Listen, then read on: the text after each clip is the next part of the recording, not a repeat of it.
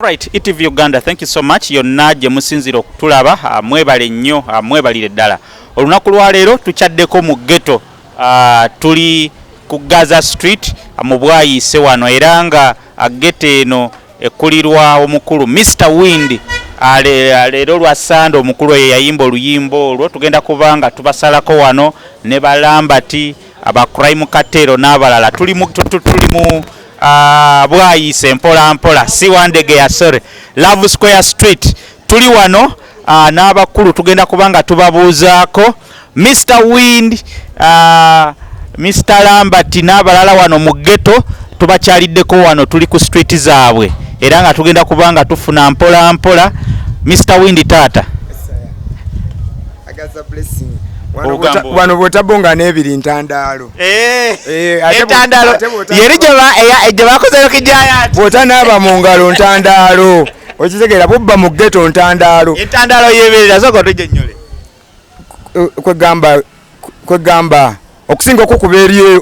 mu kisenge obwomu bakuba public abantu nga 7 ba 8 buli ghetto ekyo ekintu akikola ne Bobi Wine yali busy mwaka akaseera ate nga ne za presidential zimusumbuwa nnyo nengamba yes good enough kakasita Bobi Wine ye servant yani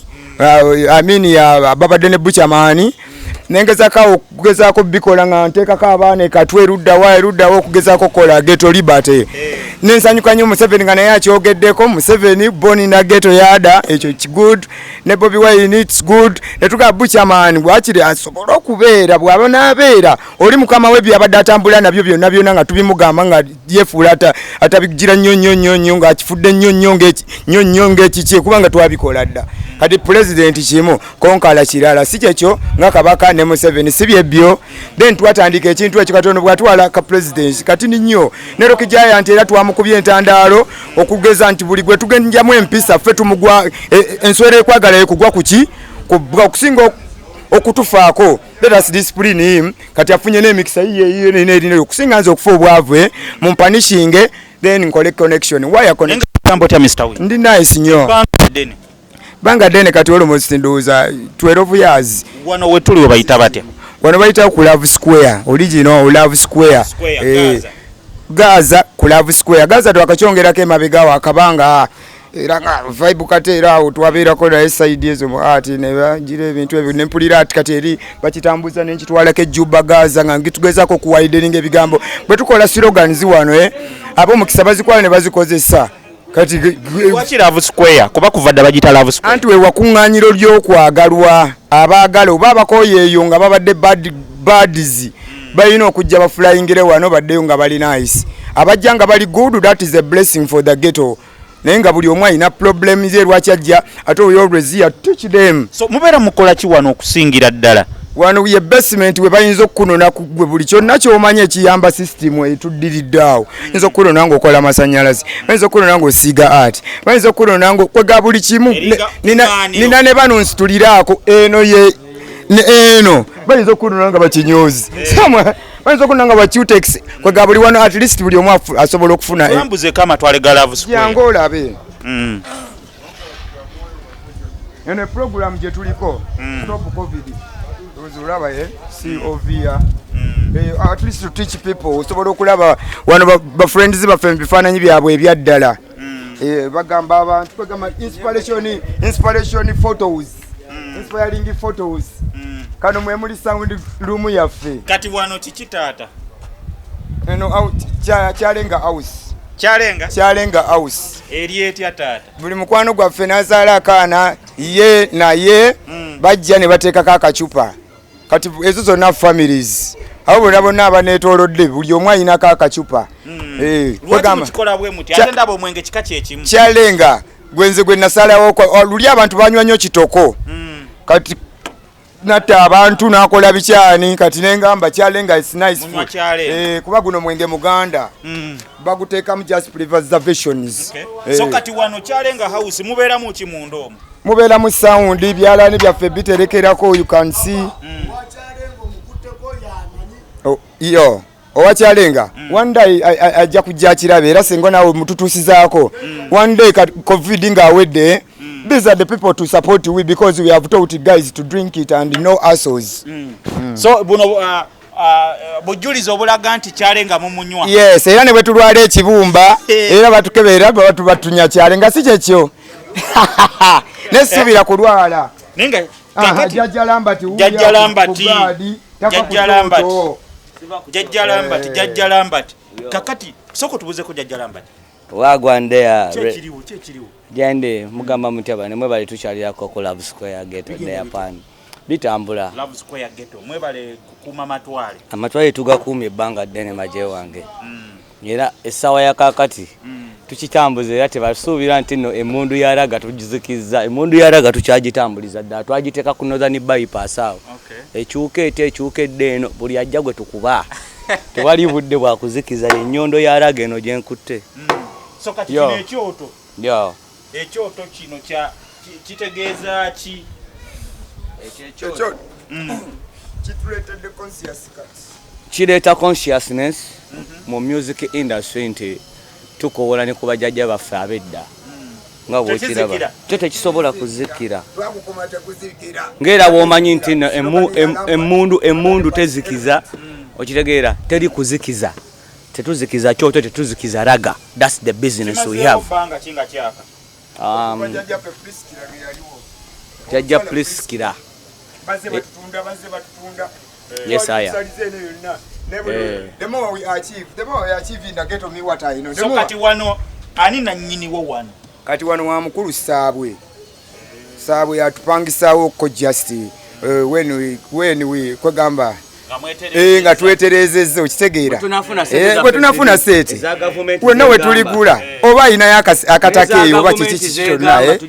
lumu ffe basembiyo leka bawe ensi yonna abantu bonna babawe netebeerabira obujijja gye tuva jjajja windi geto konkala central windi wataano mu omusanvu nendeta Lambati rich mane luombo lwasosa ne lugabula ne lutaabura tukuzizza abawala nga bashiba senga mugendako mu bashibe ne mubagamba bannaye Lambati bannaye gundi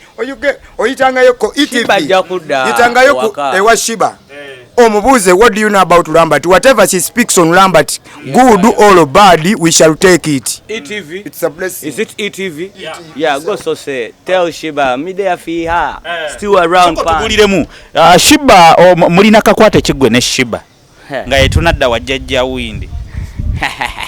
soko tutwalemu kakwate kigwe ne Sheebah nze Lamba rich money tunulide mu Etv man yali anfumbira ettooke. Are you serious? Yes, before everything. Serious business. What went wrong? Chichaga. Nothing wrong. She had to go for her legacy. Yeah, she had to go on. From Stingers, long time ago, 2005, around there. So she had to go for her work. That's the celebrity she has. So, Sheebah, mwagala nnyo lwakubaga nti no yawulirizanga nnyo era raga reggae dancer n'atuuka gyali paka leero ng'ate yava wano ku Love Square Ghetto wano wennyini we tuli era ndowooza ogiraba ghetto ewaka isha nga lwaki nedda abadde mu obsession yawo kutandika wonna obsession before obsession waliwo omusajja bamitanga Julius Vampire yalina solo troopers awo kwedde nekibala kyaffe ekyo nga kyakatandikaawo yali promoter nambali moja so n'agenda n'ekavumbe eyo n'afuuka waakali naye yamunsabanga naye nga nze mwagaliza kirungi Sheebah nga waliwo Stingers ekola lwa mukaaga y'amaanyi nga mulimu katwiti akazi na mukali akayimba ka Kamiri kaleeri katingisha kagurupu ako kajjukirako bali bakayita Stingers kati Stingers celebrate ya Sheebah okutandika ozina naye saagala azinire mu gurupu obwo bwa kisiru kitegeera nga bumuwe 13 ezedda zaali nnyingi naye ng'ateera mba mwagaliza ekirungi ekisinga ku linnya lyange kubanga erinnya lyange already lyali flowing so kye nakola nga ngamba Julius Vampire omusajja mukazi muleke kati Stingers bwe yajja nga tuginyumirwa nnyo Saturday ne ngamba why omwana kamuteeke mu kituufu tuti n'amwagala nga muzinyira Sheebah yatandikira zirina ku kigunda kya mwaka kwe yatandikira ku stage ekyo kyennyini kye yatandikirako zina ne mugamba ndoza you're blessed so keep on going on asigala mu Stingers era tuti ndoza yamulaga nnyo wakamungi so mwawukana ddi ne Sheebah era kyekibaawula ekyokwawukana tekyalimu kwawukana nnyo kiri awo abakazi obamanyi tuli bagetola woba tewali kasente mubamu abasajja abajja awo nga nabo baagala bakole ki ebino big boss naye nga amagye yagaleetanga naye nga mubuuza amagye nga mangi nnyo season eno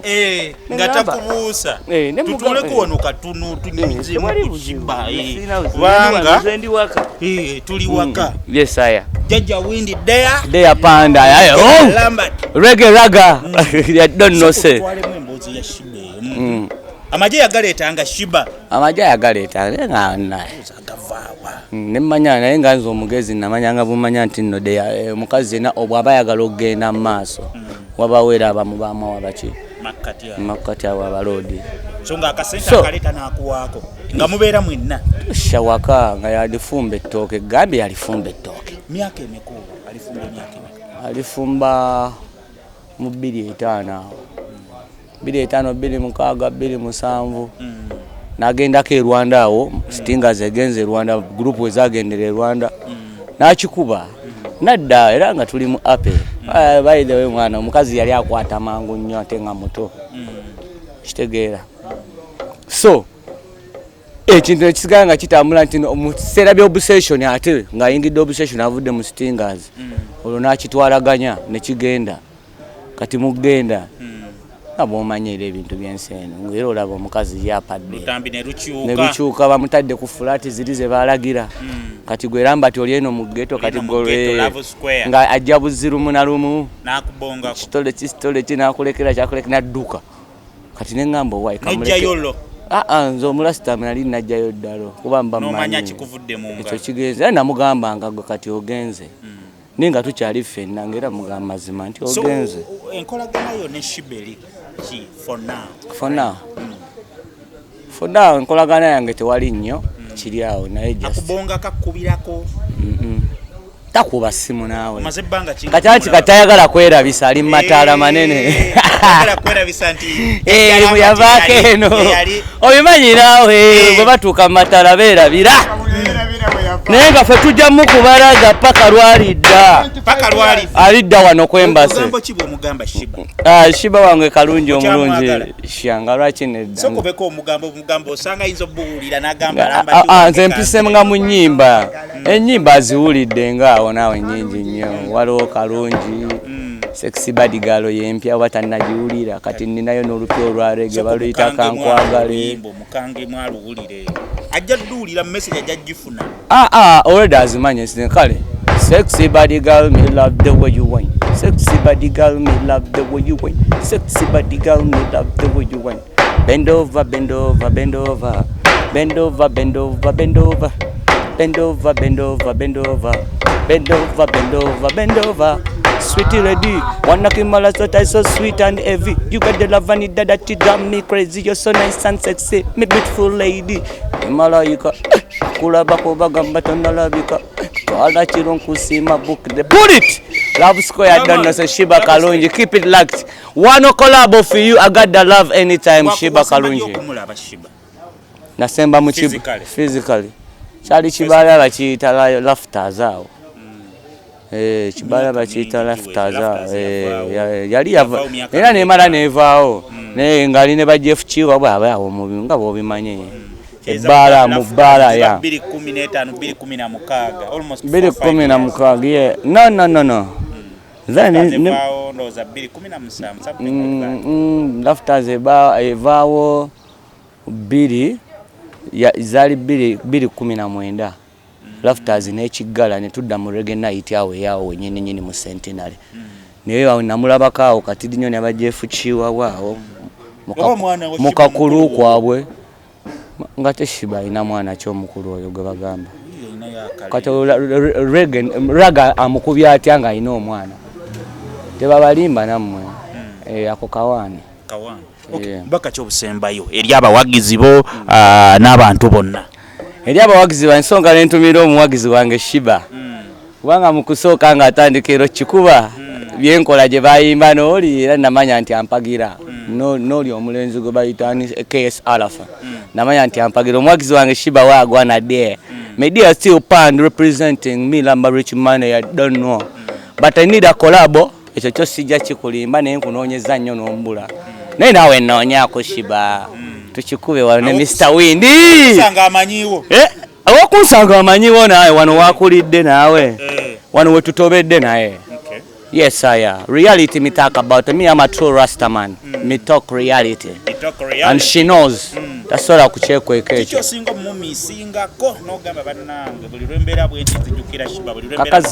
Akazi kangako kayino kujja tuzaleyo omwana omwana wange kyekyokka kyenkamisinga nkozi neraga tuyimbe yakayimba kamwao bubiri nkalina nakawandiika dda nga nkyali naye naye nakamuterekera bakayita I got the love. Nze an international artist by the way. The international artist. Okay, thank you so much. Locally, me there for them because I've been there for them for years, like 26 years there for them for locally. So let them, like the way they listen to Business Signal or anyone, they're gonna listen to me in any time. Shut out. Yes, thank you. All right, Etv Uganda, no nothing much. Impoza abantu basibula. ETV, keep it locked. All the time come over for the ghetto. The ghetto is already there. Many people are already there. All Big up to Mr. Wind. All of the people, them. All the ghetto youth. All of them. Let them be blessed. Ate bana abe bakozesa ne sanitize.